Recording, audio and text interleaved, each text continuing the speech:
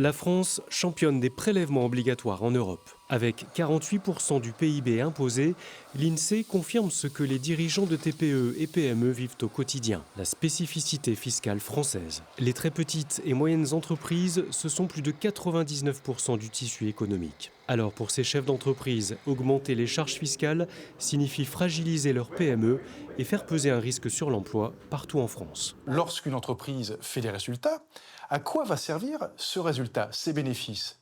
D'abord, à investir. Deuxièmement, à recruter. Troisièmement, à faire en sorte de partager avec tous les acteurs de l'entreprise la valeur créée. Si l'entreprise ne fait pas de résultats, elle ne fait pas de bénéfices, elle ne peut plus investir, elle ne peut plus embaucher, elle ne peut plus partager de la valeur créée. Et si elle n'investit plus, eh bien, elle se paupérise.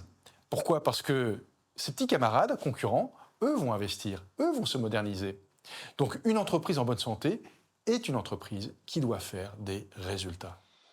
Problème, l'activité, la demande est en baisse et donc la concurrence se durcit. Conséquence, l'investissement et l'emploi risquent de se dégrader. Selon le dernier baromètre BPI France, un dirigeant de TPE-PME sur 5 prévoit de geler les projets d'embauche et d'investissement.